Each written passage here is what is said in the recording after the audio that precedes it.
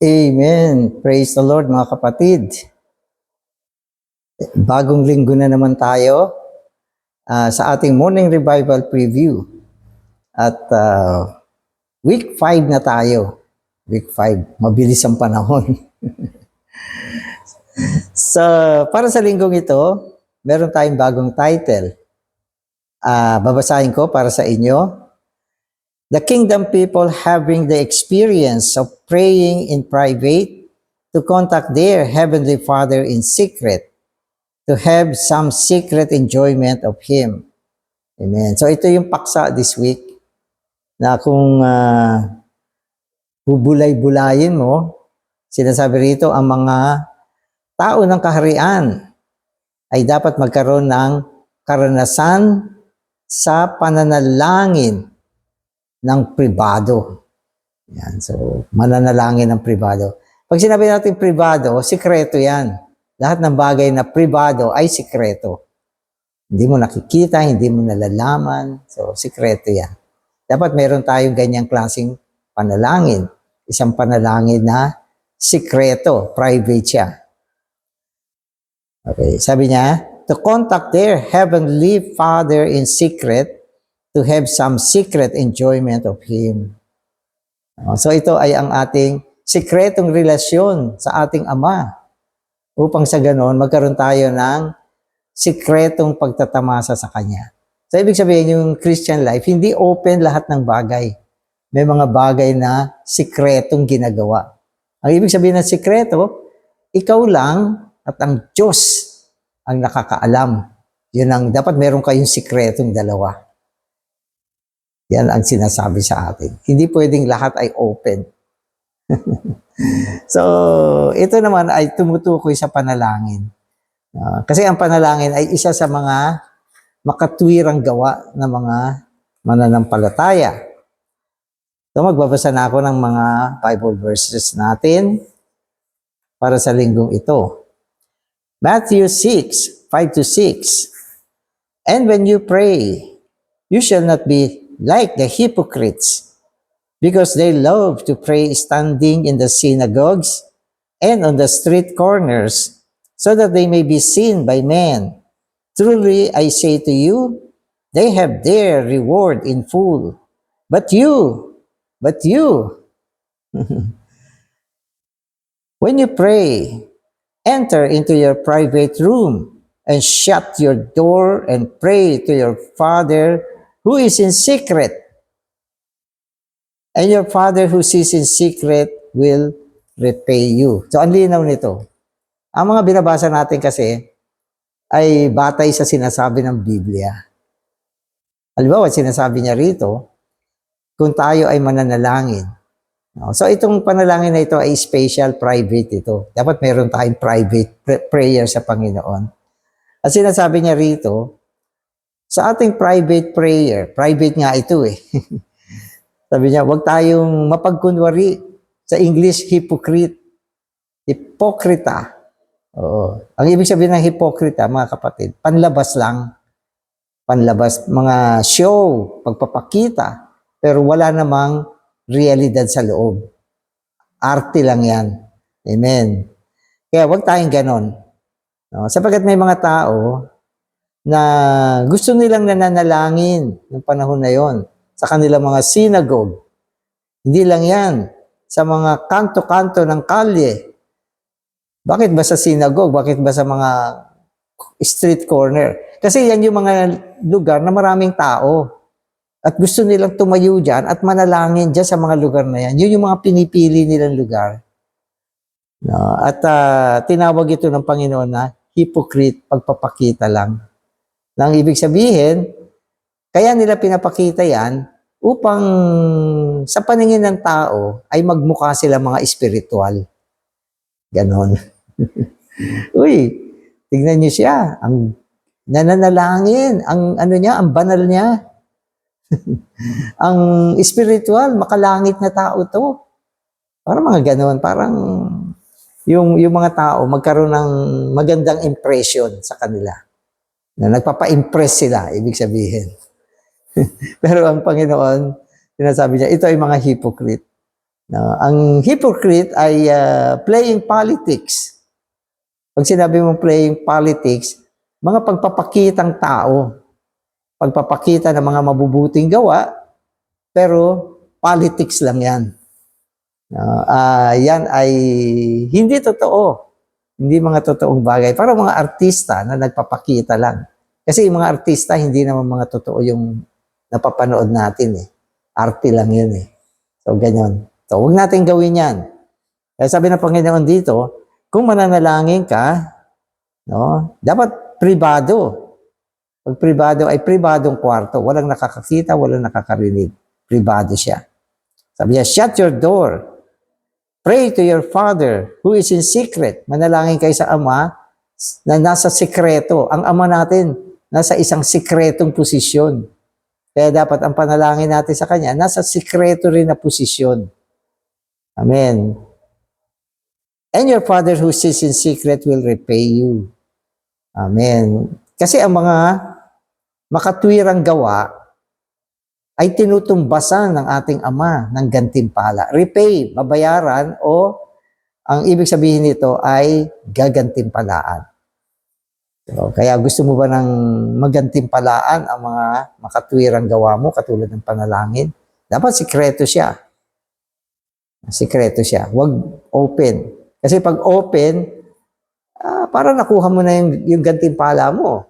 Kasi nakuha mo na yung mga papuri ng tao, yung kanilang mga magagandang impression, ikaw ay nire-respeto, dinadakila. Kaya yun ay nakuha mo na yung reward mo. Wala na ibibigay sa iyong Ama. Amen.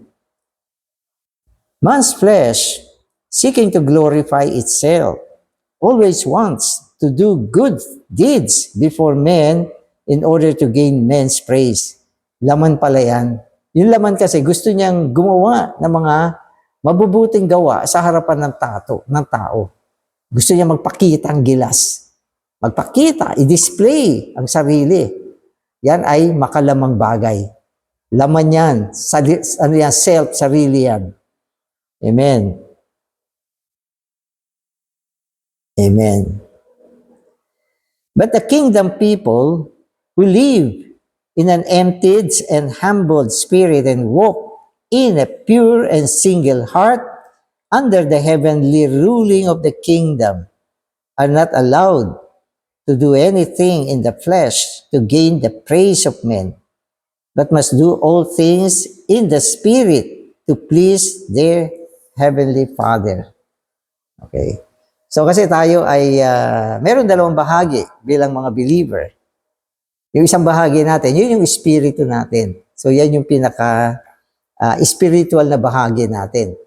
Ang espiritu natin ay naihalo sa Dibinong Espiritu. Pinananahanan niya ng Espiritu Santo. Nandiyan din yung buhay ng Diyos na dinala sa atin nung tayo ay nanampalataya. So meron tayong ganyang organ o ganyang bahagi. No. Pero sa kabaliktaran naman yan, meron din tayong laman. Ang laman naman, ito yung natisod na bahagi natin. Ito ay binubuo ng mga bagay na natural na kung tawagin ay self. So may espiritu, merong laman. Kung nananalangin tayo at nagdi-display tayo, nagpapakitang gilas tayo, yan ay laman. Ayaw ng Panginoon yan. Ayaw niya yan. At kung ginawa mo yan, pupurihin ka nga ng tao. Pag-iisipan ka na magaling ka, dakila ka, spiritual ka, somebody ka. At yan ay gustong-gusto ng lamang. At yan ang gantimpala. Pero, kung ginawa mo siya sa espiritu, pasikreto siya. At kinontak mo ang Ama sa sikretong paraan kasi nasa sikretong posisyon din siya. Babayaran ka niya, gagantimpalaan ka niya. Amen. Amen. To the kingdom people, God is not only their God, but their Father. They are not only created by God, but also regenerated by the Father. They have not only the created natural human life, but also the uncreated spiritual divine life. Amen. So maganda ito. Kung saan sinasabi na ang Diyos ay Ama natin. Ama natin. No? At paano ba natin siya naging Ama? Tayo ay mga naisilang na muli ng Espiritu. Sa ating pagiging nilikhang tao, meron tayong pantaong buhay na binigay ng Diyos. Tao yan. Pantao yan. Taong buhay. Oo, kasi ang bawat nilikhang buhay ay merong iba't ibang uri ng buhay. Ayon sa paglikha, ang tao may pantaong buhay. Ang hayop may buhay ng hayop. Ang halaman may buhay ng halaman. Okay? At ang mga insekto may buhay ng insekto. Yan ang mga iba't ibang uri ng buhay. Kaya tayo bilang tao, meron tayong pantaong buhay. At itong pantaong buhay, ito ang binigay sa atin ng ating mga magulang nung tayo ay isinilang. Subalit, sabi ng Panginoon, di ba, sa John 3, kailangan mo maisilang na muli. At ang maisilang na muli ay ang maisilang na espiritu at ng tubig. Kailan nangyari yan? Nung tayo ay nanampalataya sa Panginoon. Sinilang tayo ng dibinong buhay ng Ama na dinala sa atin. Kaya tayo ay naging mga anak ng Diyos. Kaya dahil tayo ay mga anak ng Diyos, ang tawag natin sa Diyos ay Ama. Oo, Ama. Minsan may Aba pa eh. Yung Aba, ano yun eh? Aramic term na nagpapahiwating ng intimacy. Intimate. Magiliw na relasyon. Abba, Father. So, nasa aklat ng Romans yan. Kaya, ang Diyos natin, mga kapatid, bilang mga nanampalataya at isinilang na muli, ay tinatawag nating Abba, Ama. Ano ba tatawag mo sa Diyos mo? Sasabihin mo ba, O Diyos ko. Dapat Ama. Anong O Diyos ko? Ang mga tumatawag ng O Diyos ko ay yung mga nilikhang tao lang na walang buhay ng Diyos. Oo. Hindi ba sa mundo ganyan? Hindi naman lahat ng tao tatawagin mo tatay, ama, o papa, o daddy. Hindi. Kung nakakita ka ng tao, daddy, papa. Yung iba ginagawa yan, for respect lang, pero hindi real yun. Meron tayong talagang tatay na bilang mga naisilang ng ating magulang. No, ibig sabihin, meron tayong buhay ng Ama natin. Pantaong buhay. Ang tatay mo, sasabihin mo ba, Hoy, mama, ang pangit naman, di ba? Dapat tatay, daddy. Parang meron ka nararamdaman na intimate na feeling pag tinatawag mo sila daddy. Eh kung minsan yung mga father-in-law, tinatawag din na daddy. Hindi ganun ka-intimate. Hindi ganun ka-intimate. Tawagin mo man yung daddy, parang, kasi yan ay tatay ng asawa mo, kaya daddy. O papa. No? Pero ang totoo, hindi kasing intimate pag ang tinawag mo ay yung totoong tatay mo. Papa. So, ganoon din ang Diyos. May buhay ka ba ng Diyos? Meron.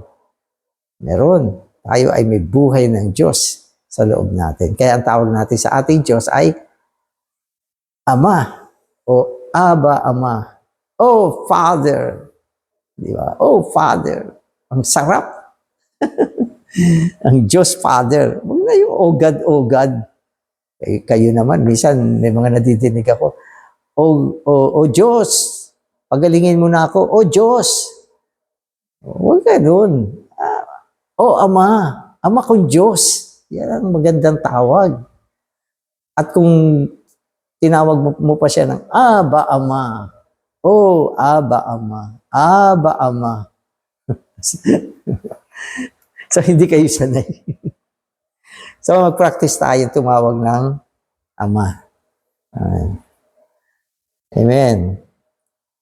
Hence, the new law of the kingdom decreed by the king on the mountain is given to them with the intention that they should keep it not by their fallen human life, but by the Father's eternal divine life, not to gain man's glory, but to receive the Father's reward.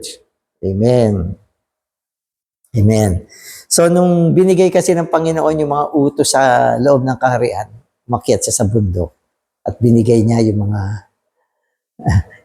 ano na to, yung mga utos na to at yung mga instruction, at ito ay naging mga kautusan sa loob ng kaharian. No? Kaya ito mga kautusan natin na to, sabi sa atin, huwag mo siya isagawa ayon sa laman. Oo. Kailangan i-exercise natin yung ating espiritu upang maisagawa natin yan. Kadalasan yung mga decree na binigay dyan, ay nangangailangan ng pag-iensayo ng espiritu. Mahirap kasi mahirap kasi gawin yung mga binigay ng Panginoon na kautusan na yan. Diba? Halimbawa, manalangin ng pasikreto, ayaw ng laman yan, mahirap gawin yan. Gusto natin yung prayer ay nadidinig. Kaya kailangan insayuhin natin yung espiritu para maisagawa natin siya. Hindi siya kaya ng mga natural na buhay natin at ng laman. Amen. Today's reading na ako, regarding each of the three illustrations, the Lord used the word secret. We must do our righteous deed in secret, for our Father is in secret. In verse 4, the Lord said that our Father sees in secret. The kingdom people, as children of the Heavenly Father, must live in the presence of the Father and care for the Father's presence. Whatever they do in secret for the Father's kingdom is seen in secret by the Father. Amen. So kung kayo ay familiar sa Matthew 6, meron tatlong makatwiran na pagsasagawa na binanggit diyan ang Panginoon. At binanggit niya lahat itong tatlong makatwiran na pagsasagawang ito dapat isagawa ng sikreto.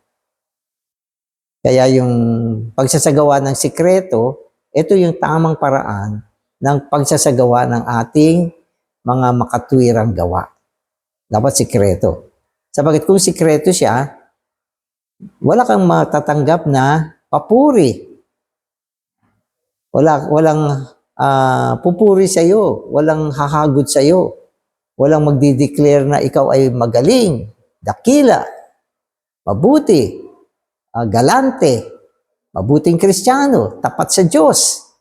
So walang magsasabi niyan sa iyo kasi hindi naman nila alam at hindi natin pinapakita yung ating mga makatuwirang gawa. Yan ang tama. Dapat wag mo siyang ipakita. Sapagkat kung pinakita mo siya, tatamuhin mo yung gantimpala ngayon. Ang gantimpalang tatamuhin mo dyan ay mula sa tao. Pupurihin ka ng tao, di mula sa tao. I-declare ka ng tao. Baka isulat ka pa sa mga pahayagan nila o mga balibalita para maging sikat ka. O di galing sa tao at tinanggap ng laman at naging gantimpala ng laman.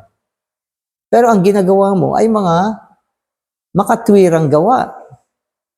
Di ba? Kaya sa mundo, may mga tao na kung gumagawa ng mabuti, gusto nila mailathala ito. Tatawag pa sila ng mga reporter. O di ba, may kalamidad.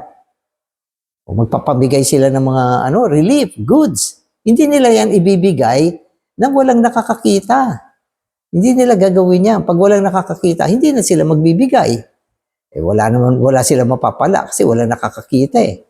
At yung binigyan nila, hindi rin alam na sa kanila galing yan. Wala rin magte-thank you sa iyo. Kaya hindi gagawin ng tao yan sa mundo. Alam niyo ba? Pero lalo-lalo na yung mga politiko. Gusto nila kung gagawa sila, merong publisidad.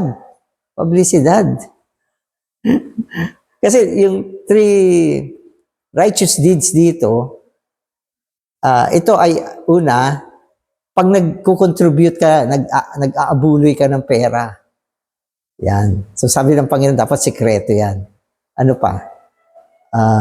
Kung ikaw ay nag-aayuno, nagpa-fasting, dapat sikreto yan, sabi niya. Dito naman, kung nagpe-pray ka, dapat sikreto yan. No? Kaya, yung laman, ayaw niya yan. Kaya yung mga tao sa mundo, ayaw nila ng ganun. Magbibigay ako, wala nakakaalam. Never. No way. Sasabihin nilang ganun. Kailangan may nakakaalam. Nailuluwalhati ako. Kung minsan kasi, sinasabi nila, ito ay common sa loob ng mga Kristyanismo. Palakihan, patalbugan, pinopost pa yan. Itong kapatid, ang binigay niya, 10,000. Number 1 siya. Sino ang sumunod? Itong kapatid na ito, 9,000. Number 2. Number 3, number 4. Ikaw, magkano binigay mo? 5 piso. Hindi ka na nga mailagay doon sa doon sa huli. Kaya, sa pagtuturo ng Panginoon, walang ganyan. Sikreto. Ang ating mga pagbibigay, ang Diyos lang at tayo ang nakakaalam. Diba? Kaya sa Lord's Recovery, pumunta kayo sa mga churches na ginagawa na meron tayo, may mga offering box dyan, nasa mga tabi-tabi. At tinuturo natin sa mga kapatid, kung ikaw ay mag-offer, huwag kang maglalagay ng from. Mag-offer ka lang. Yan ang, So may nag-offer ng medyo malalaking halaga. Hindi natin alam kung kanino yan. At sikreto yan na ginagawa. Tama yan. Biblical kasi yan eh. Yan ay tinuro mismo ng Panginoon. Amen. Amen. The Heavenly Father, seeing in secret, must be an incentive to doing the righteous deeds in secret. In this verse, the Lord also said that the Father will repay us. This means, this may occur in this age or as a reward in the coming age. So ano sabi rito? Kapag nakita ng Ama, ginagawa mo ang mga makatwirang gawa sa sikretong paraan. Nakikita niya yan eh. Alam niyo ba? Hindi nakikita ng tao pero yung Heavenly Father, meron siyang mata para makita yan. No? Pag ikaw ay nag-offer sa offering box, tumingin ka, wala nakakakita. Ayaw mo kasi na may nakakakita. Tama yan. Gusto mo ay sikreto. Pero may nakakakitang isa. Alam niyo ba? Yung Ama, nakikita niya yung ginagawa natin. At dahil dyan, He will repay you. Nananalangin ka sa iyong silid. Minsan nakaluhod ka pa, nagpabanggit ka ng mga gawain ng Panginoon, dinadala mo sa panalangin. Naku, sabi nga, walang nakakaalam na nagpe-pray ka. Nagpe-pray ka, pray ka. No, hindi mo sinasabi na ako ay nananalangin. Hindi mo rin pinapakita. Hindi mo binabalita. Yung Ama lang ang nakakakita. No, at dahil dyan, napaka-powerful ng prayer mo. Sapagkat tago yan. No, minsan yung mga kapatid nare-recover, na ibabalik sa buhay eklesiya. Dahil sa panalangin mo. At minsan, hindi ka lang nananalangin. Nagpa-fasting ka pa. Merong fasting, may pag-aayuno upang higit na maging powerful ang prayer natin. Puno ng kabigatan. At sinasagot ng Panginoon ang mga panalangin mo. Pero hindi mo sinasabi sa mga tao. May isang kapatid nakabalik dahil sa panalangin mo. Matagal na hindi nag-church life. Prinay mo, nakabalik. Huwag mo sasabihin sa kanya, alam mo ba kung ba't ka nakabalik? Nag-pray ako para sa'yo. Huwag mo gawin yan. So, pag nakita mo siya nakabalik, masaya ka lang. Thank you, Lord. No, hindi niya alam na ikaw ang nag-pray para sa kanya. Alam niyo ba sa church life, minsan marami nagpe-pray para sa atin. Hindi natin alam. Kasi sikreto. Minsan nawala ka na sa buhay eklesiya. Nagtataka ka, bakit ka nakabalik? May nag-pray kasi sa'yo. Hindi lang nag-pray, nag-fasting pa siya para sa'yo. Nakabalik ka. Pero hindi sinasabi sa'yo. No? At yung gumawa niyan, may reward. May reward. No? Pagbalik ng Panginoon. Kaya sa Revelation, sabi niya, dumadating siya. Ang reward ay nasa kamay ng isang dumadating. Yan ay ang ating Panginoon. Maging matalino tayo ngayong panahon na to. Maraming, yung binanggit kong 3 bagay, fasting, material offering, prayer, yan ay binanggit mismo ng Panginoon. Pero para sa akin, ang dami pa mga righteous deeds na mga paglilingkod sa loob ng eklesiya na dapat itago natin. Minsan, ano pa? Ang linis ng meeting hall. Kasi ikaw yung naglilinis. Hindi mo pinapakita. Hindi yung kailan may tao, kukuha ka ng walis, sa harapan ng mga tao, nagwawalis ka. Huwag mong gawin yun. Kailangan itago natin yung mga righteous deeds natin. Pumunta ka na madaling araw, walang tao, linisin mo yung meeting hall nang wala nakakaalam. Punasan mo yung mga silya. Mga CR, linisin mo. Ang linis. Sinong gumawa nito? Wala nakakaalam. Nakita ng Ama yan. Nakita ng Ama. Kasi yung iba, mahilig mag-display. Minsan naobserbahan ko yan. No? Bigla akong dumating. Nung hindi pa ako dumadating, hindi siya nagwawalis. Nung nakita niya, dumating ako, kumuha bigla ng walis, nagwalis sa harapan ko. Sipag naman ito, sister na to. So, dapat nakatago. Pinakamaganda. Pero may mga bagay naman na hindi na talaga natin maitago. Pero wag natin sadyain na i-display. Ganun. Ibig sabihin nito, wag ka manadya na nagpapakitang gilas ka. Wag ganun. Oo. Minsan nga, may mga gawa na hindi mo na ma-display. Gusto magbigay na isang sakong bigas, hindi mo mailagay sa offering box yung isang sakong bigas. O padala mo na lang, gumawa ka na lang ng paraan. O na mapadala yan. O, kailangan matalino rin tayo. Paano ang ating gagawin? Nakatago. Minsan meeting hall. Pagdating natin, nakaayos na siya. Nakaset na yung lamesa, ayos na yung mga silya, lahat. Sinong gumawa niyan? Secret. So, may mga bagay na patago na binibigay na ginagawa natin. Di ba? Walang nakakaalam. At the best, kung material, ilagay mo sa offering box. Yun. At kung mga gawain naman ng prayer, sa kwarto ka na lang. Kung fasting naman, gawin mo ng sikreto. Huwag mo nang ipakita na, brother, ba't hindi mukhang puyat ka? Oo, nag-fasting kasi ko. Ito na, nangalumata. Huwag mo nang gawin yan. Maghilamos ka muna. Amen. Amen.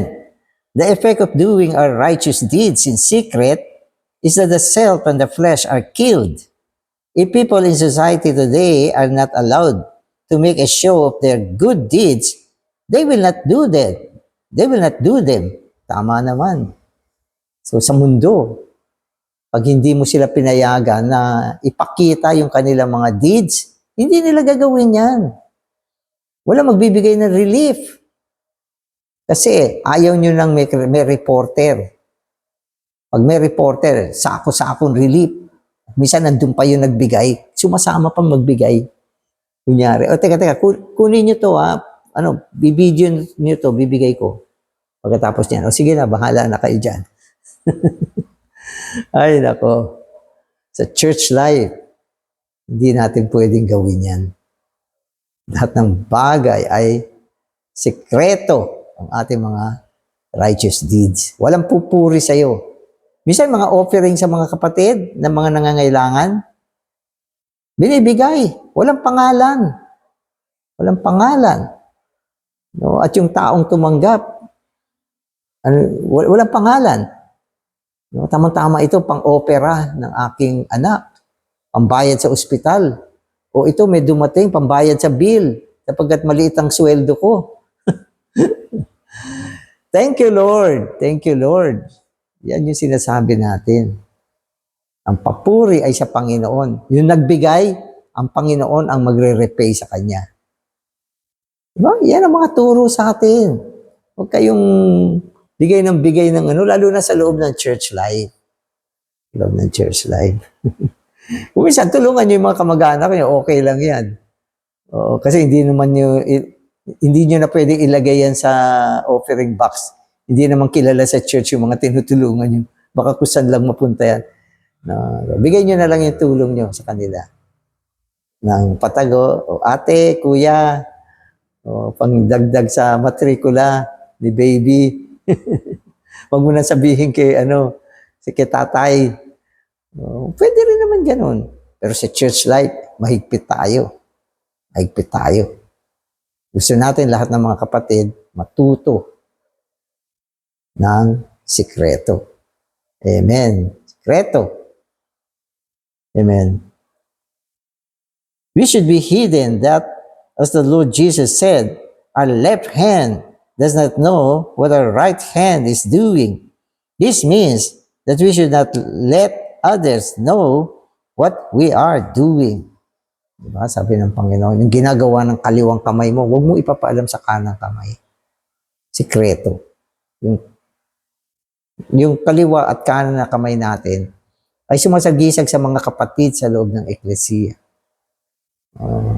Minsan yung mga kapatid sa eklesiya, napaka-close sa'yo, napaka-mag-intimate yung dalawa, pero wag mo pa din sabihin sa kanya, para kayong left and right hand.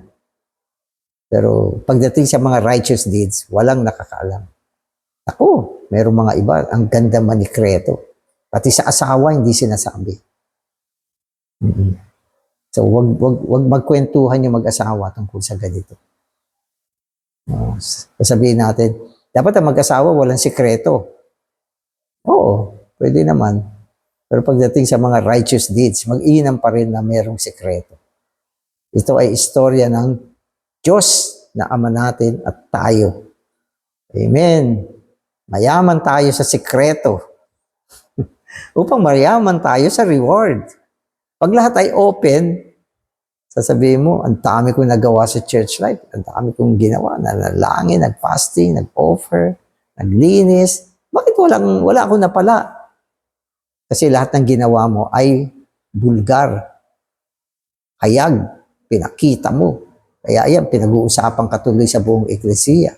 Naku, kapatid na yan, ang galante. Pag nawala sa church life yan, may kawawa tayong lahat. Siya lahat ang gumagawa niyan. Ito, sa kanya yan. Yan. Sikat na sikat ka sa church life. Tapos nung dumating ang Panginoon, zero. Kasi tinanggap mo lahat ng gantimpala mo. So, maganda to. Tinuturuan tayo ng tama. Kaya mula ngayon, lalo yung mga bagong ligtas, mga bagong ligtas, mahalagang matutuhan nyo to. Ito ay mahalaga. Bakit? Sapagkat ang Panginoong Jesus ang nagturo nito nung nandito pa siya sa lupa. Hindi siya nag-antay. Yung mga ibang pagtuturo, tinuro na ng mga apostol. At yan ay salita.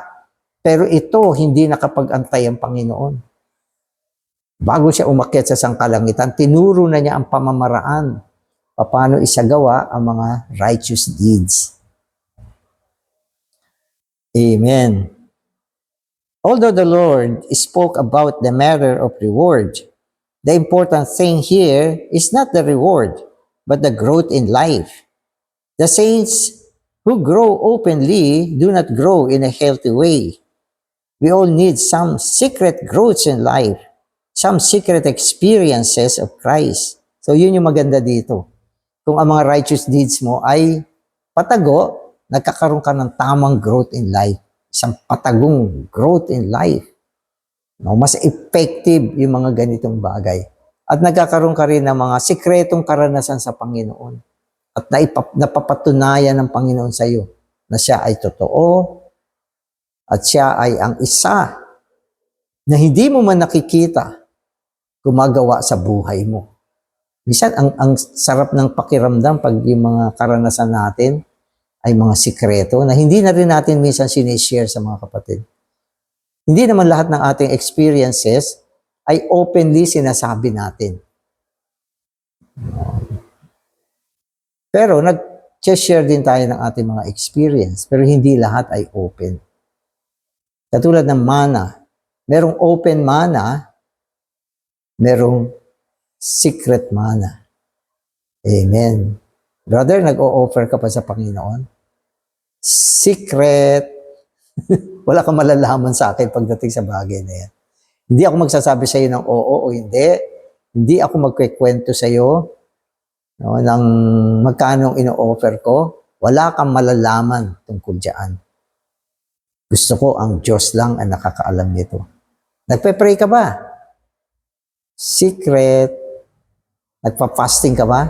Secret. Ano ba mga ginagawa mo para sa Panginoon na itutulong mo? Secret sabi eh. Okay? Tama yan. Sikreto ang mga righteous deeds. Amen. We need to pray to the Lord.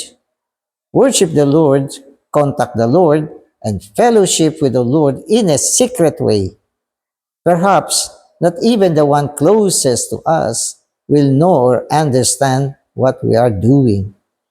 We need the secret experiences of the Lord because such experiences will kill ourself and our flesh.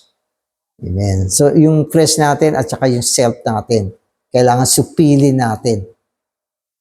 Supilin natin. Ilagay natin siya sa krus. Huwag natin siyang bigyan ng daan. No, huwag tayong gumawa ng mga bagay ng makalaman at ayon sa ating sarili. Amen. Amen. Although anger and lust are ugly, the thing that most frustrates us from growing in life is the self. The self is most visible in the fact that it enjoys doing things in a public way, in the presence of men. The self likes to do righteous deeds before men. Amen. Ang self is ugly in the eyes of God. Ang flesh ay karumal-dumal sa mata ng Panginoon. Bagamat maraming bagay na hindi maganda sa paningin ng Panginoon. Pero sasabihin ko sa inyo, ang laman, sabi niyang Panginoon, ay laman nga. Ibig sabihin, maging mabuti man ang ginagawa ng laman pa rin siya. No? At ang laman ay kinamumuhian ng Espiritu. Hindi naman lahat ng mga ginagawa ng laman ay masasama. May mga bagay din na mabubuti. At tila, okay. Pero laman pa rin siya. Kaya huwag natin bigyan ng daan ng laman. Kung ang mga pagsasagawa ng ating matuwid na gawa ay sikreto, pinapatay natin yung laman. So, yun ang dapat sa Kanya. Amen. Amen. We all must admit that, without exception, we have such a self. Those who always want to do things in such a way as to make a public show are full of self, full of the flesh. The self loves to be glorified, and the flesh loves to be gazed upon. Amen. Paano mo malalaman ang isang tao ay makalaman? Kung ang kanya mga mabubuting gawa, pinapakita niya. Ibig sabihin, makalaman siya. Pero kung natuto na siya mula sa salita ng Panginoon, hindi na niya gagawin yan. Pero kung basa na niya sa Biblia, natuto na siya, pinipilit pa rin niyang gawin yung kanyang sariling pamamaraan, talagang makalaman siya. So, minsan, dahil ignorante tayo, wala tayong alam, na isasagawa natin ang hindi sinasadya yung mga makalamang bagay.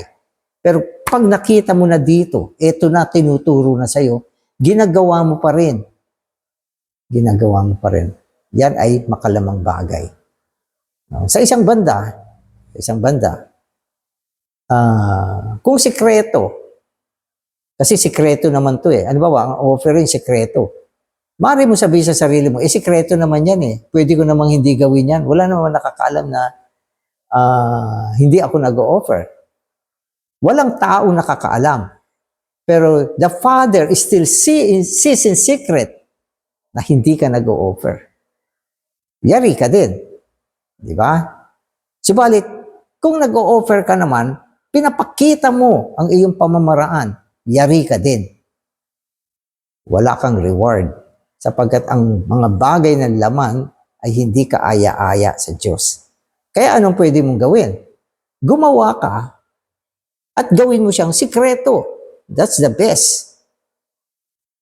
That's the best. At sasabihin sa iyo ng Panginoon, okay ka. No? At may reward ka pagbalik ng Panginoon. Di ba? Kung walang salita, wala tayong alam. Kaya sabi ng Biblia, di ba? All scripture is God's breathed and profitable for teaching, for reproof, for correction, okay? For instruction, that the man of God may be complete, fully equipped with every good work. Salita yan ng Diyos. Di ba? Sa pamamagitan ng salita, we are instructed. We are equipped. Di ba? We are fully perfected. Kung walang salita, wala tayong alam. Pwede ba na pandama na lang ng pandama? Ang pandama natin pwede magkamali. Ang mga pag-aakala natin pwede magkamali. Akala mo lang yan. Pero ang salita, hindi pwede magkamali. Sabi niya, sikreto, sikreto. Hindi mo siya pwedeng baguhin. Yung iba, alam na nila, sinabi na sikreto. Oh, sabi na, sikreto, sikreto pa. Ganyan din yan, pareho rin yan. Importante, meron. Huwag kang ganun. Ibig sabihin, kailangan respetuhin natin ang salita. Sa gawa natin ang mga pagtuturo ng Biblia. Na sa ganon, safe tayo sa lahat ng bagay. Sapagkat ang mga salita, hindi i-deny yan ng Panginoon. Ang salita ay laging salita. Ang no ay no, ang yes ay yes. Sabi ng Biblia yan. Di ba? Yes, yes, lagi. Ang no, no, lagi. Ang secret, secreto lagi. Amen. We all must admit that without exception, to have such a self, those who always want to do things in such a way as to make a public show are full of self, full of the flesh. The self loves to be glorified and the flesh loves to be gazed upon. So, inulit ko yung part na yan. Oo. Alam niyo yung self, gustong-gusto niyang pinanonood siya. Ganon. Kaya yung mga tao na gustong-gusto niyang nakikita ng mga tao yung kanyang mga mabubuting gawa. Yung mga taong ganon. Full of self. Full of the flesh. Amen. Probably, you have never heard message on these verses that dealt with the self and the flesh. Whenever we come to this portion of the word, we must realize that it exposes our self and flesh. Maring nung nakaraang mga panahon, wala kang feeling sa mga ganitong bagay. Bigay-bigay, okay lang yan. Pero sa Panginoon, yung pamamaraan, napakahalaga. Kaya, anong kailangan natin? Kailangan natin na matuto. Amen. Salamat, Panginoon. Patuloy mo kami tinuturuan upang kami maging mga perfect na tao na katulad ng aming Ama. Salamat, Panginoon. Matuto kami na magkaroon ng mga gawa ng katwiran sa isang sikretong paraan. Panginoong Jesus, nawa matuos namin ang mga bagay ng laman at sarili at matuto kami mabuhay sa loob ng Espiritu. Salamat din sa iyong pangako ng mga tao sa loob ng kaharian na gumagawa ng kanilang mga makatwirang gawa sa sikretong paraan ay tatanggap ng gantimpala mula sa iyo. Salamat, Panginoon. Amen.